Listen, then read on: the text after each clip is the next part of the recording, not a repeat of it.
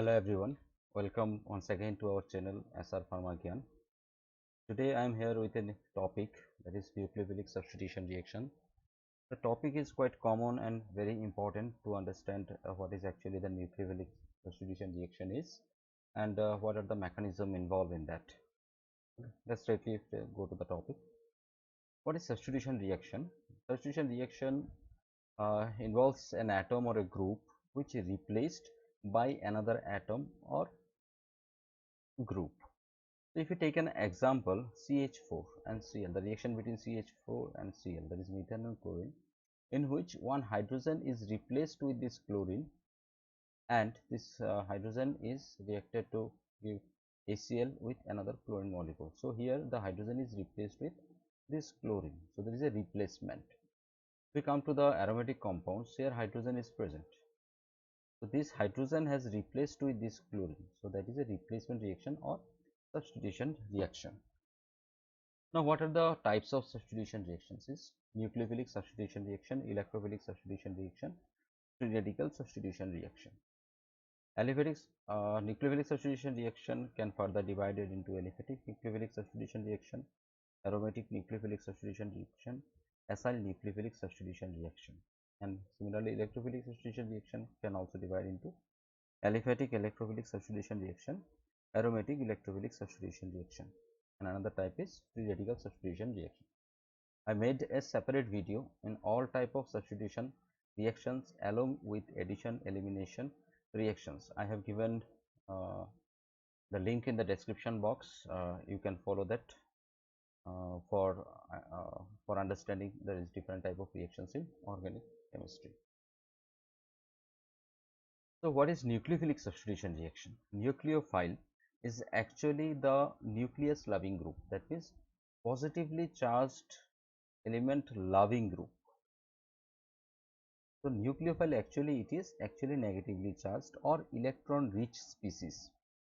So, being a negatively charged, it will be having a attraction towards positive charge. So, these negatively charged element or electron rich elements are called as nucleophile.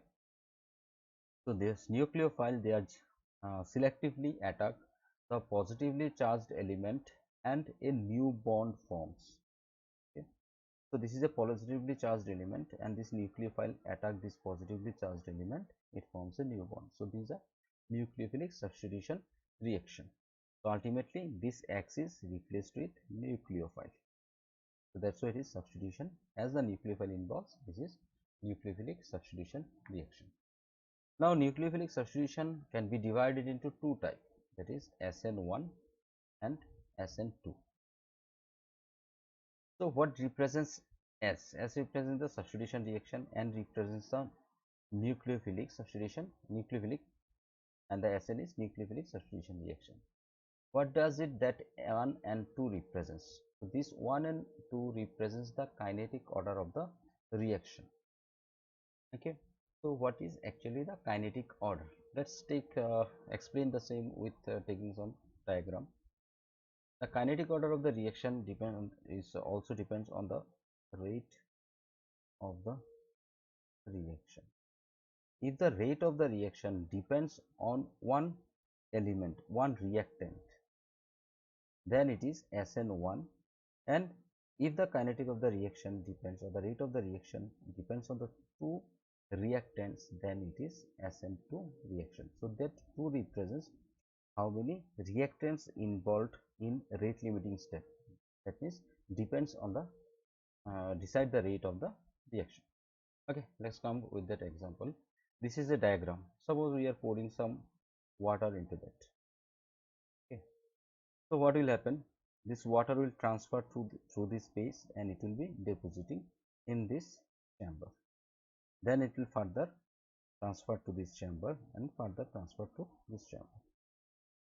So, how much water is going to transfer from this chamber to this chamber? That depends on this area, this narrow space, because if this water can transfer through this area, the further area is wide enough so that the water can easily transfer without depositing in this space. So, the water will not deposit here, it will directly come to this space. Okay. Now come to the second diagram. So similarly, if you are pouring some water over here, so it will be passed through this place and it will be depositing here, and again it will be passed through this and it will be depositing here. So if you think practically, the water will be transferred from this place to this place and it will deposit here because this space is narrow. But when the water pass through this narrow space, it will not be depositing here, it will directly come to the final area. Now consider this is the reaction, this is the reaction, okay, this is the reaction, and this is the reactance, this is product, okay.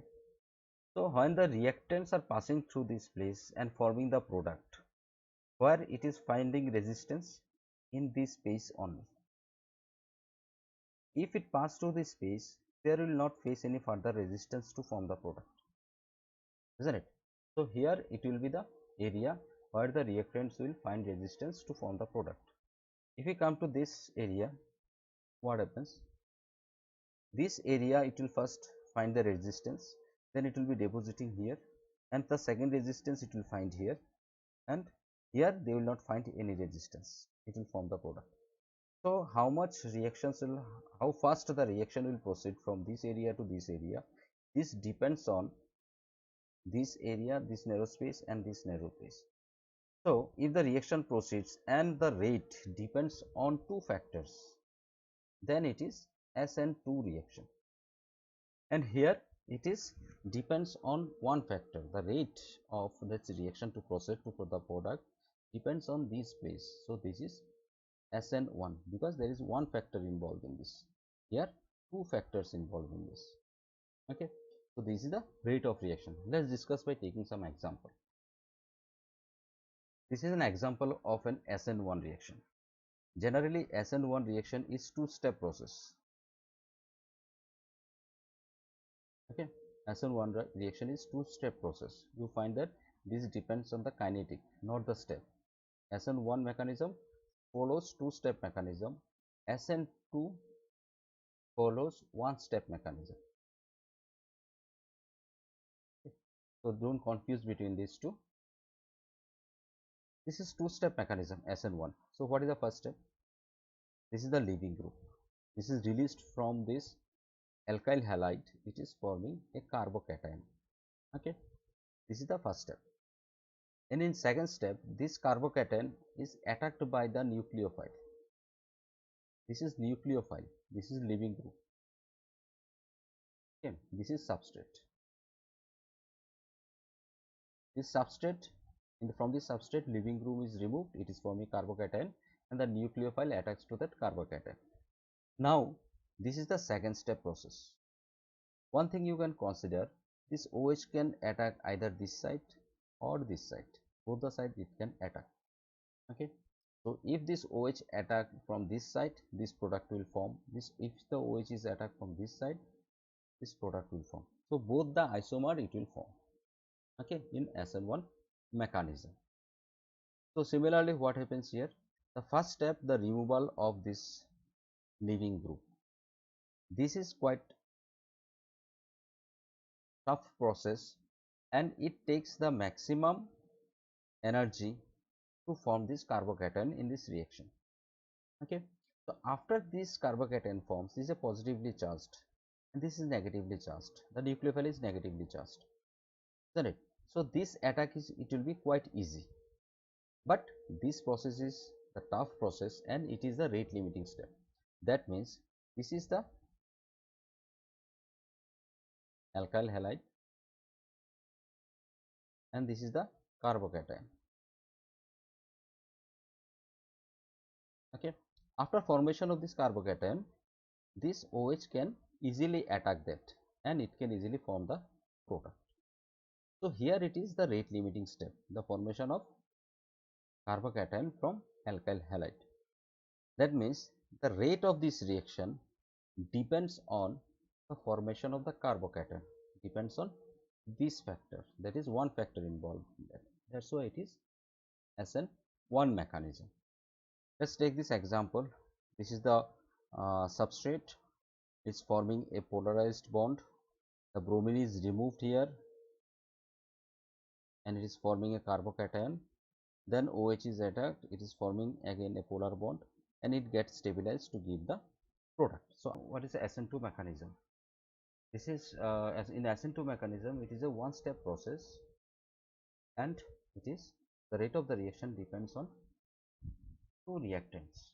Okay, so if you see the reaction here, this is the substrate, this is the nucleophile.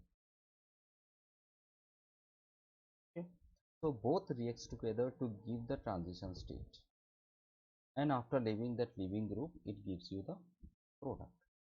So if you see one thing here, what is the difference with the SN1 is the nucleophile involved before formation of the transition state, but in SN1 the nucleophile forms involved after formation of the transition state. Okay, let's explain with this diagram. Suppose here it is substrate and it is nucleophile. So both the concentration is required to give you the transition state. After formation of the transition state, it is an unstable, so it immediately releases the leaving group. So the release of the leaving group is not a time limiting factor, but this area and this area is most important for proceeding of the reaction. That means the concentration of the substrate as well as the concentration of the nucleophile, both are important to form the transition state further to give you the product. So that's why it is SN2 mechanism. This two is for both the substrate as well as the nucleophile involved. Okay. Now let me discuss about the energy diagram. This is the reactant in which the bromine adapts and it gives you the transition state. Here the fluorine removed and it will give the product. So here involvement of the formation of the transition state involve both the concentration of the nucleophile as well as the substrate. That's why it is SN2 mechanism. Let's discuss about what are the major differences in SN1 and SN2 mechanism. Here only substrate decide the rate of the reaction. Okay. You see the concentration of the substrate will decide the rate of the reaction because the involvement of the nucleophile is later on that of transition stage. The rate of the equation the rate equation of the above reaction is substrate only. The concentration of the substrate only decide what is the rate of the reaction. So the rate of the reaction is proportional to the concentration of the substrate. The nucleophile is not required in the rate limiting step. This is the rate limiting step where the nucleophile is not involved. Okay. In SN2 reaction, elimination of the leaving group and addition of the nucleophile occurs at the same time. Simultaneously, addition of bromine and removal of chlorine occurs at the same step.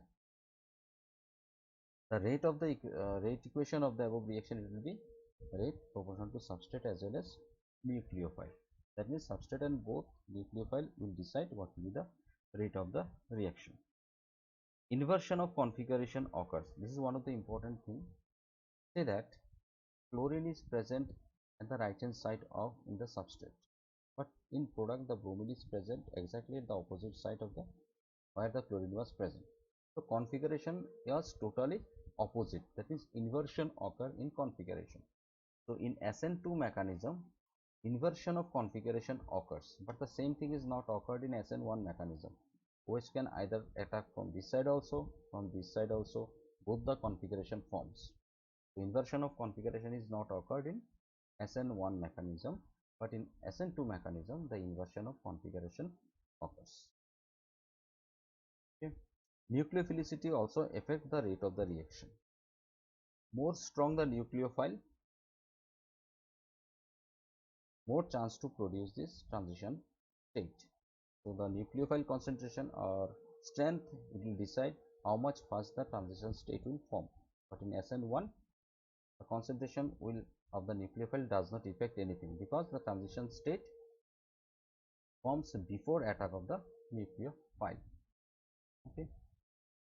Now, what are the deciding factors of such nucleophilic substitution reaction mechanism? Here there are three major factors. First is nature of the substrate, second is nucleophilicity of the reagent, third is solvent polarity. Let's discuss with the nature of the substrate. One thing you can observe here is this is tertiary carbon atom, this is primary carbon atom. Okay, SN1 reaction followed by tertiary carbon atom, SN2 reaction is followed by primary carbon atom. So what is the reason? If you see this carbocation,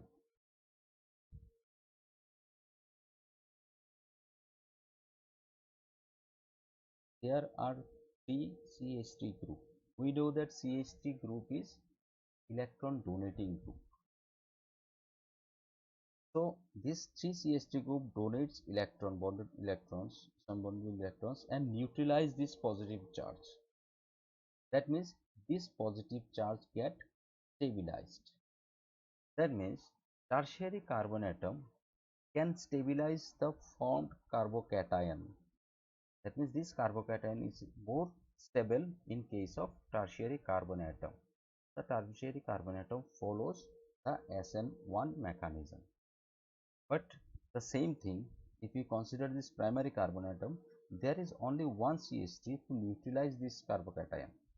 That means the carbocation is less stabilized than that of tertiary carbocations. So primary carbocation does not follow the SN1 mechanism rather than that of tertiary carbocation. This is one factor by which the tertiary carbocation follows SN1 mechanism. The second factor is, if you see this structure, there is only one bulkier group is present. There is no other bulkier group present here. Here the very light group, hydrogen and hydrogen. If you consider this structure, there are very bulkier group is present in both the sides. CH3 is present. So in this, the bromine has to attack this alkyl halide to form the transition state. So bromine is not finding space to attack this carbon to go to the transition state due to the presence of these bulkier groups. But in that case, the bromine, this bulkier group, is attracted with this carbocation is surrounded by this bulkier group, and this OH can easily find the space to attack that. So due to this reason, the primary carbocation follows the SN2 mechanism because bromine finds sufficient space to attack the carbon, in which tertiary carbocation, in case of tertiary carbocation, the bromine cannot attack that carbon due to the presence of this bulkier group. That's why if more bulkier group is present with the carbon, then it follows SN1 mechanism, whereas the less bulkier group it is attached to the carbon, it follows S2 mechanism. So SN1 mechanism is followed by tertiary carbocation, then that of secondary, then primary, then alkyl halides. It is opposite for SN2 mechanism. The alkyl halides and primary carbocation follows the SN2 mechanism, then that of tertiary carbocations. Next factor, that is nucleophilicity of the reagent. If you see that in SN2 mechanism, this is the nucleophile. If this nucleophile is more strong, the attack will be more faster and the transition state will form more faster. That means strong nucleophiles will decide that the reaction will follow the SN2 mechanism. In SN1 case, the involvement of nucleophile is not in the formation of transition state. This is not involved in the formation of transition state because the transition state forms before the attack of the nucleophile. So in SN1 mechanism, it is independent to the nature of the nucleophile. Whatever the nucleophile nature is, it does not affect on the reaction mechanism. But in case of SN2 mechanism, the strong nucleophile, it attacks more faster to that carbon atom, then it forms a transition state. So more strong nucleophile, more it will be the rate of the reaction, and it will follow the SN2 mechanism. If the strong nucleophile is present, then it follow the SN2 mechanism. The next factor, that is solvent polarity. If you come to the SN2 mechanism, if we are using the protic polar solvent, protic means is having positive charge or negative charge, is a polar solvent like water. So if polar solvent we are using, this nucleophile will be having affection towards this positively charged aprotic solvent protons, and the strength of the nucleophile, it will be reduced. Okay, if the strength of the nucleophile is reduced, it will find difficult to attack this carbon from this transition state. So if we are using polar solvent in case of SN2 mechanism, this nucleophile will be slightly, the charge of the nucleophile will be slightly reduced, and it will become, the strength of the nucleophile, it will be reduced. If we come to the same thing, the polar solvent, if we are using in SN1 mechanism, what happens? It affects the SN1 mechanism in two ways. So first, this stabilize this carbocation, as we are using a polar solvent, this stabilize this carbocation. If it is get stabilized by the polar solvent, the formation of this carbocation will be faster. In another way, the leaving group is bromine, having a negative charge, so it can also get neutralized with this hydrogen by formation of hydrogen bonding. So the leaving group is get neutralized, and this carbocation is also get stabilized. So it is very easy to form the carbocation if we are using polar solvent, because it stabilized the carbocation as well as the neutralize the leaving group. Okay. For SN1 mechanism, if you are using polar solvent, it is favored the SN1 mechanism. In the same case, we cannot use polar solvent in case of SN2 mechanism. If we are using a non-polar solvent, the strength of the nucleophile will not be affected by the solvent, and the reaction will proceed by SN2 mechanism. Now, what is the gist here? It is the nature of the substrate. If it is a tertiary carbon cation involved in the reaction, it will follow SN1 mechanism. Okay. If primary or alkyl halide is there, then it will follow SN2 mechanism. Nucleophilicity of the reagent. If the nucleophile is strong, then it will follow SN2 mechanism. If the nucleophile is weak, then it will follow SN1 mechanism, because the nucleophile does not have any effect in the rate of the reaction. Solvent polarity. If you are using polar solvent, it will follow SN1 mechanism by neutralizing the leaving group as well as stabilizing the carbocation. And if you are using non-polar solvent, the strength of the nucleophile will not be reduced, and it will follow the SN2 mechanism. Hope you understand the topic I have discussed today. If you have any doubt, kindly write in comment box. I will try to solve your doubt. Thank you very much for listening. Please subscribe the channel to support us. Thank you very much.